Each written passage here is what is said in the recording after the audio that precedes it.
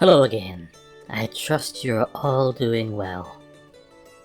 It's been a while, but I hope you, the audience I have, are not feeling neglected. There's an old saying, absence makes the heart grow fonder. If this statement is true, then after this video, I'm going to get loads of marriage proposals. As a bit of self-encouragement for this kind of comeback, and also for my own protection, this video and subsequent will also appear on Rumble. If it willing, my back catalogue will also eventually be added to this new channel as well. I'm going to level with you all now. I was trying to come up with ideas about a suitable topic entry to grab attention and return online with a metaphorical bang. To this end, I recently came across this article, link in the description. Yes, I was going to tackle the thorny topic of reparations. I spent time coming up with a review of this article to dissect it in front of you with my usual wit, sarcasm and humour. I intended to highlight how selfish and ridiculous the reparations argument actually is. Then, I was going to regale you with the tragic tale of my great-great-grandaunt Lulu. To tell you how she was kidnapped from her coastal village in County Cork at the turn of the 1800s. I had planned to detail how the Barbary pirate ship Alkeen threatened the coast of the British Isles for decades, again in the 1800s. Landing, plundering and kidnapping, at will, selling off slaves, mainly to African nations. Then, I was planning to tie all these narratives together to suggest that the judge at the focus of this article in front of you was almost directly descended from a senior crew member of Alkeen when my relative was abducted. Then, I planned to castigate him for being a hypocrite in the whole reparations scam being perpetrated on the global West. It was an epic idea in my mind, and some of you may even have enjoyed it. There's a reason this previous segment was all in the past tense. I was not quick enough to make this video. Imagine the shock of putting all my mental effort and preparations in, only to have some buggers beat me to the punch. The real kicker is, my competitor's video was far superior to what I had envisioned, which is both humbling and maddening. Yes, I have to doff my cap to their outstanding creation. So instead of passing off inferior product to my audience, I am going to be a bigger and better leprechaun, relatively, and share my competitor's video. I will be giving them full credit, but I will also be including commentary. No one, no matter how good, is above criticism, constructive or otherwise. And of course, the original video will be linked in the description too.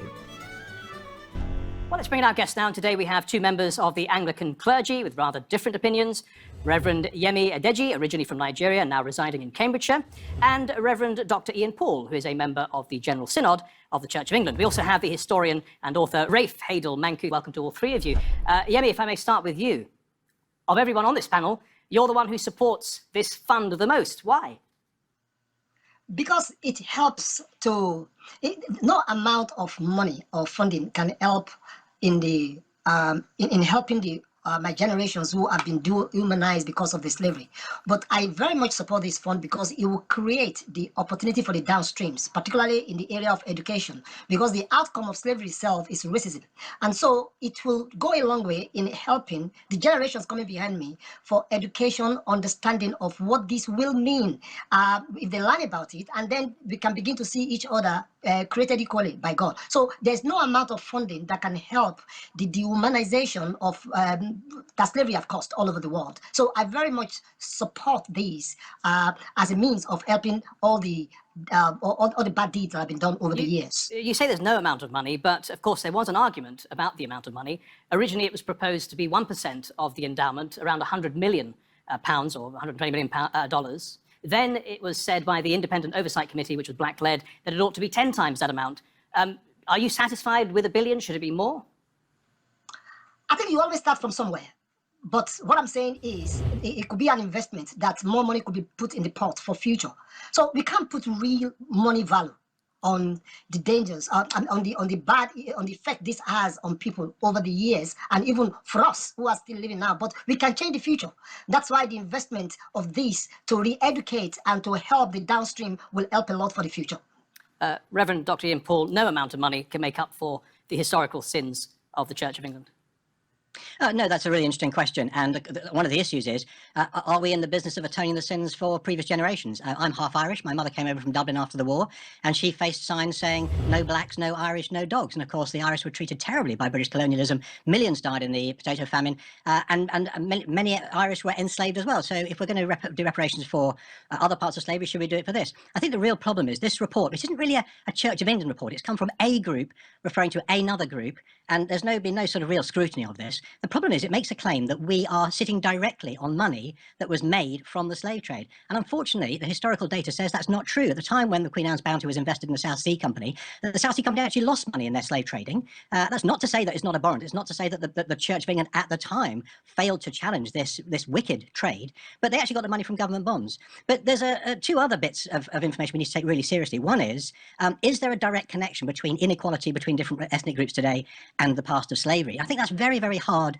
to argue, given that from government data, those who do best, for instance, in the education system, number one are Chinese, number two are Asian, number three are black Africans, and at the bottom of that list comes black Caribbeans and white working class British. So we need to take seriously what the data says about inequality. I think the third thing is, are we concerned about combating inequality? And the answer is we certainly are. We certainly are interested in pursuing justice. And I've got no objection to that at all. There are a lot of different points raised there in that answer from Ian. Rafe, just take the historical point first of all, that the whole thing was based on flawed research. That's right. I mean, it says directly in the report that slavery was the issue, was the industry that actually fueled Britain's growth in the 17th and 18th centuries, and that's patently absurd. I mean, in 1770, slavery accounted for, the sugar industry, which was based on slavery, accounted for 3% of capital formation in Britain. That's a sum equivalent to what was being spent on beer, hops, and barley. And nobody has ever suggested that the beer industry fueled Britain's economic growth during that period. In fact, of course, Britain has more than paid its debt in terms of slavery by becoming the first nation in history to spend money against its own national interest. I'm speaking about the vast resources that were spent with the West Africa Squadron in enforcing an end to the Atlantic slave trade. The amount of money spent was about 2% of GDP. That's a sum equivalent to our entire defense budget today. And that's also not including the vast amount spent later in actually freeing slaves, a debt that Britain only paid recently. There's never been a case in history where one nation did so much to try to atone for its sin. The second half of the British Empire was all about atoning, and it's thanks to the Church of England who actually created the atmosphere for abolitionism that we have the abolition of the slave trade. Were it not for the Church of England, abolition may not have happened for decades later. So the COV should be celebrating its role in abolishing slavery rather than constantly wearing a horsehair shirt and beating itself up about it. Right, Yemi, I'd like to get your answer on that, because the other two are saying that essentially it's flawed history, and in any case, the Church of England and the rest of the other institutions have paid their debt. I think we have to put an human aspect into this. It's not only about whether some part of money have been paid. We are talking about the humanization of human beings that have led to generations that have lost their identity, that have led to racism, and that I, as a person, I'm still suffering part of that came out of that. And then so are my parents and the children that are born in this country. So it's not even, that's why I keep saying you cannot put money value, what you pay back for slavery. Yes, slavery was abolished, but in reality, some of us are still enslaved today into the world of racism that we can never get out of. Now, I am black. I understand what I'm talking about. That might be very different to someone who is not from the context and the background where I come from. But stop any person of black heritage, either Caribbean or African, and ask them the same question. They will tell you that it cuts deep into their being, into their soul, that they see from generation up Can to I just let where Rafe they come are, in and there they for can a see the second? generation behind. Can I let Rafe come in? Yeah, I think it's deeply patronizing and offensive to treat any group of people as victims when they clearly aren't. We're talking about the great-great-great-great-great-great-grandchildren of slavery. And as appalling and horrendous as slavery was, and of course that's undeniable, what's also undeniable, and this is an uncomfortable truth, is that the lives of the descendants of slaves alive today in Britain are of a far higher quality and far better than if their ancestors had never left West Africa. In Benin and Nigeria, for example, which is where most slaves came from, the average life expectancy is 60. In Britain, for a black person, it's 85. A quarter of a century longer, essentially. If you look at disposable income, the average income in Benin is 1,300 per year. In Nigeria, it's 2,000. In Britain, it's 35,000 pounds. It's over 20 times higher. So as horrendous as slavery was, it's impossible for me to understand in precisely what way it has disadvantaged black people today. What's disadvantaging them is constantly telling them that they are victims and that their own situation is a result of other people rather than actually situations within their own communities. Ian, before I bring Femi back in, can I just... I think there's some really strange things going on here. I mean, the idea that I am wounded by the treatment of my great-great-grandfather, I mean, that means I must carry the burden of, for instance, the potato famine. So why aren't I being compensated? But I think that the problem with this whole debate is that if you read the report and you read other statements that are coming out from some groups in the Church of England, it's being cast very much in the terms of what's known as critical race theory, imported from America, which is part of the culture wars. And the problem there is that how I feel about myself dominates, and there's no rational answer to that. If I feel disadvantaged, then I am disadvantaged and I need to be compensated. And the report is full of the language of deconstructing whiteness. Now, I think that's racist language. So this report and this whole approach is actually a racist approach to anti-racism. And I think it's just, we can see from the conflict that this has had and the strong reactions on either side, this is no way at all in order to address some important issues about history and justice. Let's bring Yemi back in. I think my challenge here is that if either of you, have ever experienced discrimination, prejudice, I have. My mother has. racism My grandfather has. in My grandfather in took up in arms against the British oppressor. Let me explain. Right, the way you explain it as a white person is different from a person of color like myself, and I will say that because why is that? Why are we dividing ourselves by race? Let me explain. What I'm trying to say to you is that all these are outcome of slavery, because there are some things that have become parts and parcel of the way you are wired as a human being, that even when you are part in diaspora in this part of the world, there's no way you are not going to experience that. And these are the outcome of slavery that you have not experienced. You don't understand what it takes. And I'm saying that because these are intergenerational repercussions of what slavery has caused. Where people, but for me, this isn't ancient history. For me, my grandfather, who I knew, took up arms against a racist colonial oppressor. Right? So why is that not affecting me the same way? Because we find ourselves in a part of the world where I would not expect the experience of slavery will not be a great effect for me if I live in Nigeria. But it will be different for the black Americans and those living in Caribbean because of those experiences. And it's different for me because I live in diaspora here in the West. So talking about the Church of England in Britain here. Understanding that we need to take note of. It's not about economics, whether the GDP, whether the people live longer in the UK than they live longer in Africa, but we are talking about the effect of dehumanization that still affects people till today. And that's why we're saying that Yemi, if I could just interrupt you for 1 second, let's pick up on that point, please, Rafe. It is an important point which has been raised many times. They say that it was worse than just slavery. They were actually dehumanized, and that it continues today. It doesn't continue today. I mean, there is no evidence backing it up. The most disadvantaged group in Britain are actually white working class boys. Only 4% of the British population is actually black.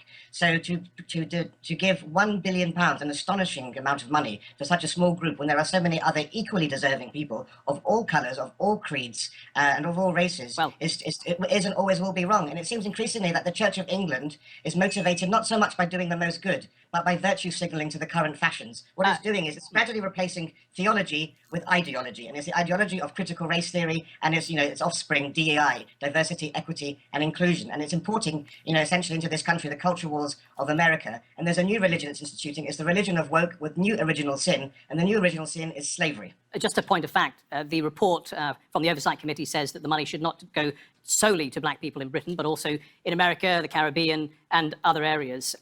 But there are other issues, Femi. I don't think it's going to be possible or legal, actually.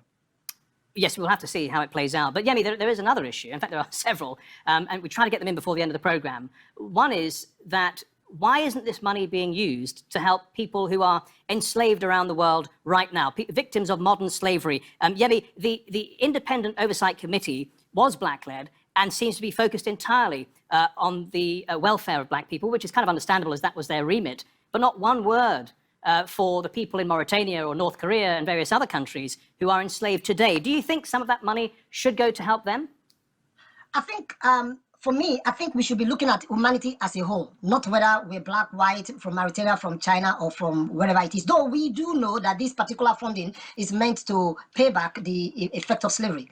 I honestly believe that if that's where they want to divert the funding to for transatlantic slave trade, that's fair enough. But I also acknowledge that there's all manners of slavery all around the world that we must take cognizance of. Now, whether part of that funding wants to be used for that or not, I'm going to leave that for those who are making decisions. But there is enough of this that can be used, that can be invested for the future, particularly in the area of education. Because what I'm trying to say to you is that the effect of slavery, which I'll keep paying emphasis upon, is the racism that is still works. It's very, very evident. The institutional racism, whichever you want to look at it.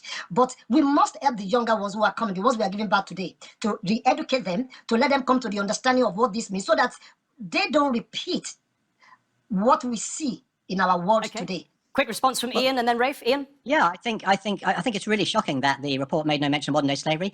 Currently today, Jeremy Black estimates there's 43,000 slaves in Mali today. One of the chief gains of the missionary movement, led by the Church of England, was that, for instance, David Livingstone went and pleaded with chiefs to stop slavery. Slavery was endemic in inter-African tribal warfare, and it was the influence of missionaries which suppressed that. So, extraordinarily, the report actually says in paragraph 32 that the Church of England should repent of disrupting African spiritual religion by bringing the gospel. The Anglican community is majority black, and the report says that was wrong. We should repent of it. I think it's absolutely shocking. Rafe, essentially then, the report is asking the Church of England to apologise for spreading Christianity, its own mission, in Africa. Well, the first thing to note is that this report isn't written by a group of impartial authorities. That must be said. In fact, one of the members of this oversight group is a self-proclaimed activist, reparationist, and member of the International Campaign for Reparations. So this isn't a group of academics who are neutral. And yes, the point's very important. What we should be saying is that the Church of England, for the first time in human history, we had the evangelical Christian movement called the Clapham sect, just a mile or so from me here in London, that created slavery was universal, but the rise of the abolitionist movement was unique to world history, and it was something that could only ever have come out of Britain and Protestant Western Europe. And we should be celebrating that and look forward, rather than permanently creating a system of victimhood in this country. I just want to give the last answer here to Yemi, because Yemi, you have a very interesting background. You know, descended from African nobility. Some of your ancestors actually owned and sold slaves to the Europeans. Now, that's a very complex picture, isn't it? Because there will be black people whose ancestors did do the same thing. Should they receive funds as well? I don't think so, because the whole issue of slavery compensation and whatnot is not something we pay emphasis to. Back where I come from, in West Africa, it's long gone, it's forgotten. There are other forms of evil that are existing there today. But it was a normal thing for a king to hold slaves in those days. My great-great-great-grandparents are a king in one of the tribes in Nigeria, have slaves, hold slaves. But the truth is, they do not dehumanize their slaves because they work for them. Forgive me, Yemi. No, do come in. If the issue's been forgotten in Nigeria, why on earth are we banging on about it here now with reparations? If in Nigeria they've forgotten about this, there are more important things to deal with. Surely in the Church of England there are more important injustices to deal with than what happened 250 years ago, which we repented of. But I just want to highlight the point that Yemi's making. He's saying that in those times, in Africa, amongst kings, it was normal to own slaves and to sell slaves. But what they didn't do is take the additional step of dehumanizing them. Come in, Rafe. Yeah, I mean, there were more slaves held in bondage in Africa than were ever transported across the continent, across the transatlantic slave trade. And actually, if you look at places like Benin and the Kingdom of Dahomey, they had absolutely brutal treatment of slaves. In fact, they were also working on plantations there too. Not only that, every year there were annual human sacrifices of slaves in the numbers of tens of thousands, amounting eventually to hundreds of thousands, if not millions. So the idea that they were living in some sort of unchatteled type of slavery is for the birds, I'm afraid. Yemi, I think you are reading too much history. You are trying to tell me the history of where I'm a historian. I'm telling you the facts. I care. This is my origin. You want to interpret and educate me on my origin? I think that's appalling. This is the thing we're contending now, you see, because this report is not based on historical facts. Go to Ghana. It's making historical claims, but they're not based on historical facts. Go to all these places. These are the places are still there. The history are there. I beg of you to go there and go and read the history and meet the. I wish you would too, because facts are more important than feelings. Unfortunately, this is the problem with the entire Black Lives Matter movement and the reparations debate. Absolutely not true. Emotions My are not great grandparents, we can still have the place where they keep the slaves, how they treat them, how they feed them, what they do for them. They send them on errands. In fact, some of them go away from being slaves to go back to where they come from and then become chiefs in their own village. So what you are trying to say is absolutely, how can you know my history more than me? Yemi Adeji, Ian Paul, and Rafe Hadel Manku, thank you all very much for your contributions to the Nexus today. Much appreciated, and thank you at home on your phones for watching. If you want to see this episode or any of our other episodes, do go to our channel on YouTube. Just type in Nexus TRT World. Until next week then, goodbye.